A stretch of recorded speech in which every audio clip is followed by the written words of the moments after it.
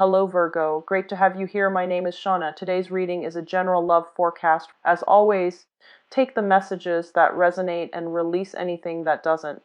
Don't forget to like and subscribe to stay connected with upcoming readings. Let's see what's headed your way, Virgo.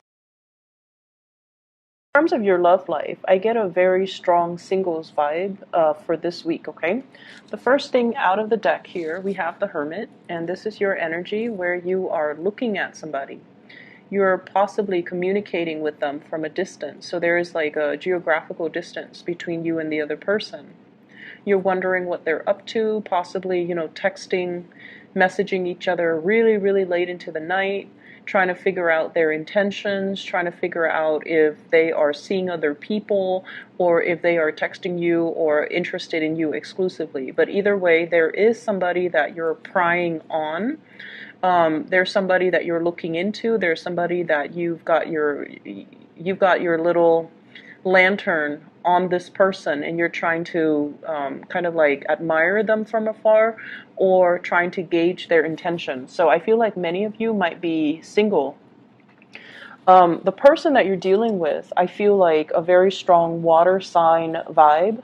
So I have here a Pisces, a Cancer, or a Scorpio. And I feel like this is a person with a lot of options on their table. So they have like a lot of suitors. They might be very, attraction is only skin deep, right? But I feel like this is somebody who's quite popular. They have a lot of suitors. Their energy is really, really receptive. So that means they have trouble saying no. If they don't like somebody, they're still going to be very polite and, and be nice and cordial. And so people might mistakenly think that that person is interested in them, and so they keep coming on to them. And so you're dealing with someone who's a little bit boundaryless, and they don't know how to set up firm boundaries. They don't know how to say no. They have trouble saying no, and they're overall a really, everyone will say, oh, that's a really nice guy, or that's a really nice girl. So because of that, they're very popular. They exude a lot of, I'm hearing like compassion and friendliness, and just someone who's really, really likable. People like to be in their company. They're easy to talk to. They're not very judgmental. And I feel because of that, they might be a Cancer. You might be drawn to a Cancer. You might be interested in a Cancer. Also Pisces. Scorpios are a little bit more like, if I don't like you, I'm going to let you know. So I feel like, it's somebody that might be Piscean, Cancerian in nature. I also have as well an earth sign, and this is, it's the devil, so this is the Capricorn card, okay? Either way, you have somebody who's quite popular that you really, really like, and I feel like the attraction is so intense between you and this person. The attraction is so strong. The two of you work great together. You might have different ideas about, how you approach life, your philosophies, your ideologies. You might have a totally different way in which you do things. So with you guys, you're very systematic, okay? And it comes down to the courtship. You have to really get to know somebody before you even make up your mind whether or not they are dating material. So you can go on, like 1, 2, 3, 4, 5 dates with somebody and still not be falling in love with them, because you still need to find out more information before you can, ask them, you want to be my boyfriend, you want to be my girlfriend. So I feel like for many of you, you're really attracted to somebody. You're still trying to figure them out. You're still not at a point where you are 100% committed to them. And what you're seeing is that you feel they're a little bit flirtatious, which is a big no-no in your book. You feel like they have trouble saying no to people, turning people down, which is also another red flag. You might also see a lot of pictures they're posting online on social media. They might have a lot of people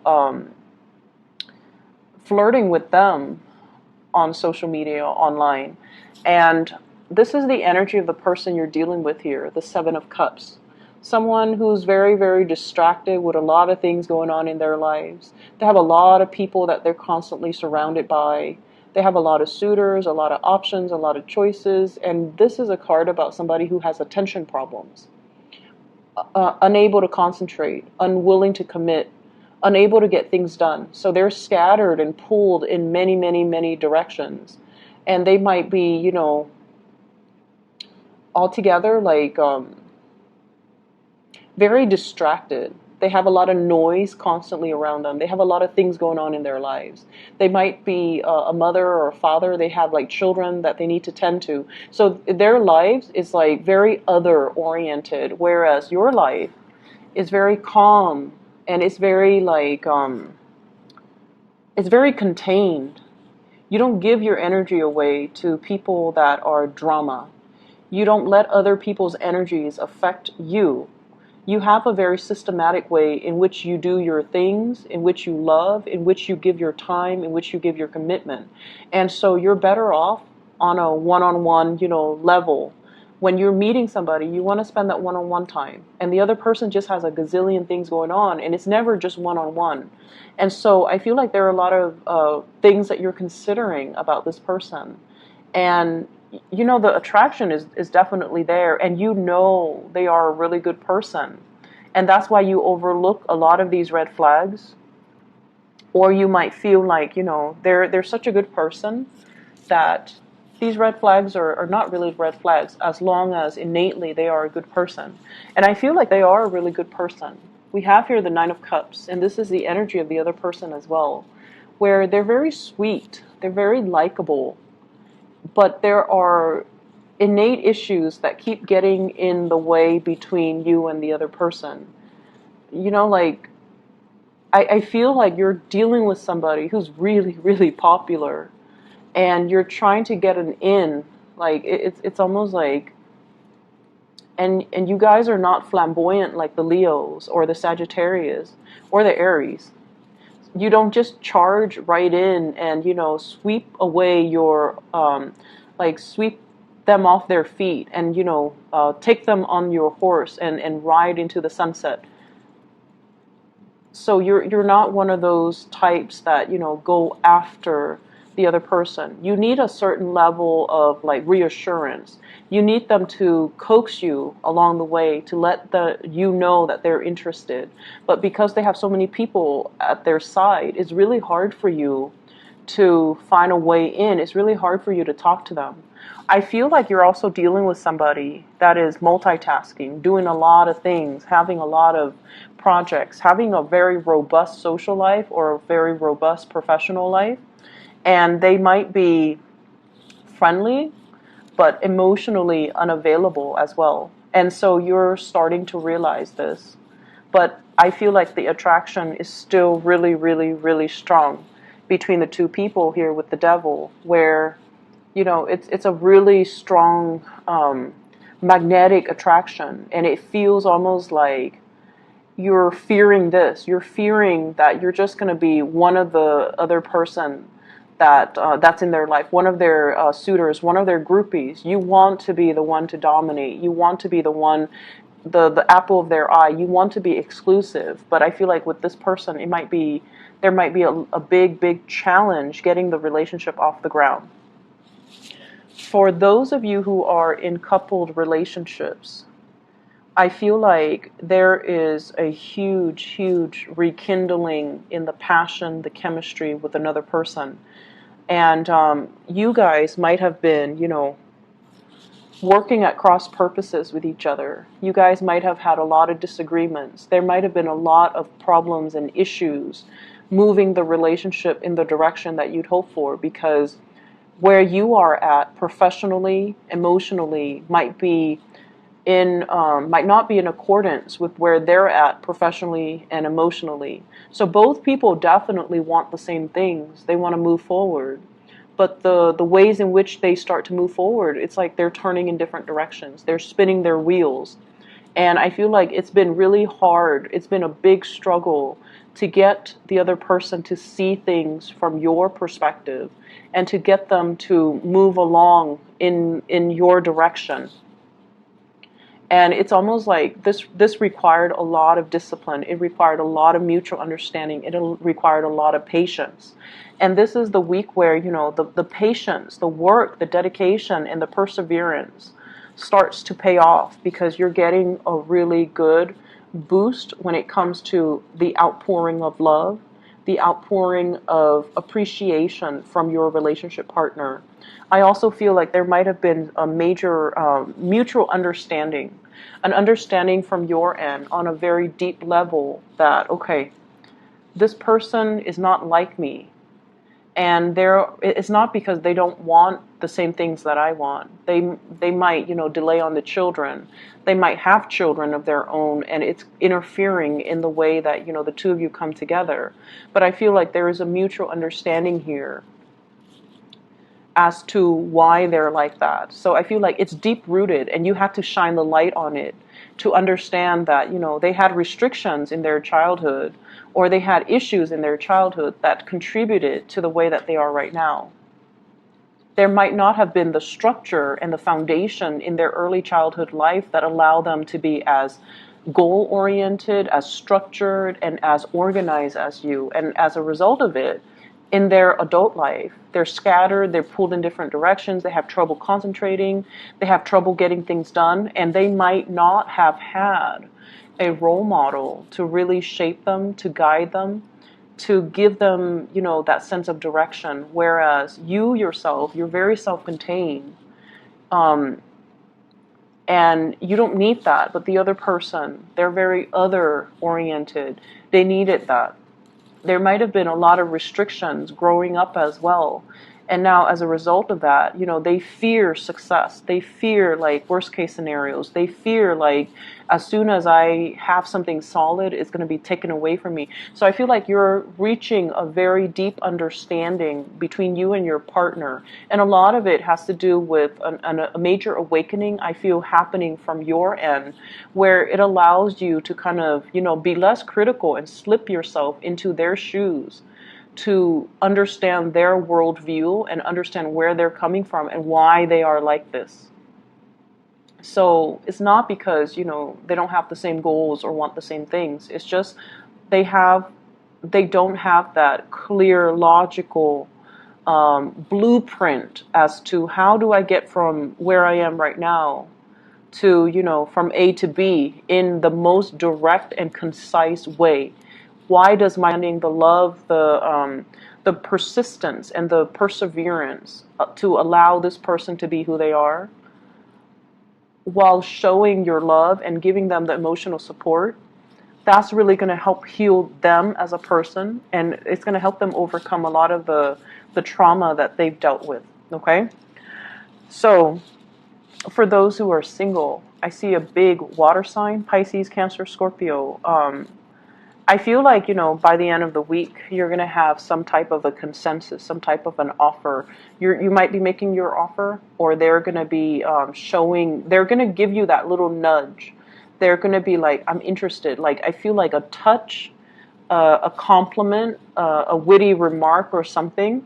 And then they kind of shyly smile, and that's going to be your sign. That's going to be your sign that they're interested, and you need to, make a move and go forward with them, okay?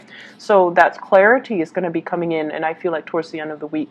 For those dealing with a Capricorn in particular, or another Virgo, if you're dealing with a Virgo, they're really interested in you. And I don't know, two Virgos together, it might be amazing, or it might be, very, very prickly. So just depending on where you're at. But I think that should be interesting. And then Virgo and Capricorns, the Capricorn person is still kind of directionless. Doesn't mean it can't work, but they're still very scattered, very directionless. But I feel like there's very strong chemistry. Whoever you're dealing with, the chemistry is really, really strong. And I feel like, whoever you're dealing with, they seem to be a very right-hearted, like, bright. I think the word is bright, that I'm hearing bright, very smart, possibly, or very, like, their heart is in the right place. Like, they're a really good person, and I feel like you sense that, so you're able to overlook everything else, okay? Other areas of your life, I wish I could just say, you're headed in the right direction. Everything's going to be all peaches and gravy, and you're in the right place. You're professionally, you're headed into some type of a major breakthrough when it comes to your career, when it comes to your destiny. So we have the Fool and the Wheel of Fortune. The Fool is taking a brand new path, figuring out what is not making us happy, and then embarking on a new journey, taking a risk, or even embarking on a new journey. For some of you, this is kind of like looking down, and I see this like you guys are very detail oriented, and you don't forget to dot your I's and cross your T's. And a lot of the times in a work environment too, you perform your role. You perform the function that you're hired on to do to the best of your capabilities. But I feel like sometimes you might miss the big picture. You might start to feel in a way where you're just like a cog in the machine. Anybody can replace you. If you leave, somebody else can replace you. So in that way, it can feel like the work that you're doing is very mundane, is not super exciting, is not super life-changing, nor is it inspiring. So I feel that element coming into the picture. And I also feel like you've been looking for other options, you've been looking, scoping, and kind of scanning the horizon to see like, okay, if this is where I am. And some of you might be quite successful because I don't see financial lack. You have here 7 Pentacles, and I feel like some of you are making possibly, $7,000 a month, $70,000 a year, which is a substantial amount of money, right? So I feel like you're at a point where, security issues are not like so dire that you're staying in a job that you hate. I feel like for a majority of you. But then I'm also feeling with the 7 of Cups and the 2 sevens, it's a very spiritual energy. So you have some kind of a spiritual message coming through here. This is a card about, distraction, first of all. Having a lot of options. It's like your mind is so much like a computer where if there is one problem, there has to be one solution. And then you're in an environment where it's like there are so many possibilities, there are so many solutions, which is the best, and you fear making the wrong choice. So I feel like you're in an environment where it's very different from what you're used to, and it's almost like you fear doing the wrong things, you fear making mistakes, and you fear almost like it's too open-ended. There are too many possibilities. How do I absolutely know that I'm taking the best course of action? And so the bottom line here is that you've been looking around, you've been scanning the horizon, and you're just like, if I'm not completely happy here, what other options available for me? What's my next step? If I don't want a demotion, if I want to, stay within the same work environment, how do I advance? And I feel like you have a lot of skills under your belt. It's just a matter of looking to see what else is available for you. And I feel like something is going to be coming in with this Ace of Cups. Whatever has been kind of like out there in the ethers and you're kind of looking at it, it's going to solidify itself and it's going to show itself. And I feel like it's going to provide you with a new opportunity. So you're headed towards something that is going to be very expansive. For many of you, a job that allows you to travel, that allows you to, not only look at the pictures of all these exotic places and location, but to actually implement them and be able to allow you to travel to all these places that you've dreamed about. And you've been wondering for a long time, when is my big break going to come? And I feel like this is the week where these dreams are starting to kind of manifest and take place and kind of form roots. And you're going to find a way to possibly make it a reality, okay? It's not like the offer is on the table, but it feels to me like you have a better sense of direction as to what you need to do and what organization, what company, what position, what job you need to aim for so that you are completely happy. I'm seeing here It's funny how they're kind of reading it backwards. But what I do feel is in the current environment, you might be offered something like, hey, like a retainer, you know, if you stay around, we're going to give you this big job in like 6 months down the line. And you're like, no, thank you. I think I'm going to do something a little bit more sure and a little bit more secure. So some of you might be turning down work offers as well, or you might be turning down as well love offers where somebody is not very sure, is a little bit too wishy-washy. You're just like, I want something a little bit more sure, so I'm going to say no to it. I'm going to go for something that's a little bit more stable and a little bit more solid. But either way, you're headed in the right direction. So I feel like your guides want you to know, waiting, this period of constantly waiting, you don't need to wait anymore. Because if you're waiting on people in particular to make up their mind, they're inundated with so many options. And I feel like if you're not option number one, then you don't want it. Okay, so you're taking on more of that Leo Aries trait. If I'm not, that top slot, if I'm not the one, if I'm not your first choice, then I don't want it. And a lot of it has to do with the fact that you know what you want, and you always know what your first choice is because you're very picky. You're very particular about what you like and what you don't like. And so if you find yourself as like the second or the third choice of somebody else, an organization, a love interest, you're just like, no, thank you, I don't want it. And then you're going to move on and find something that is more in alignment with you. So I hope the reading has been helpful for you, Virgos, and I wish you the best. Okay, I'll be back next week. Take care.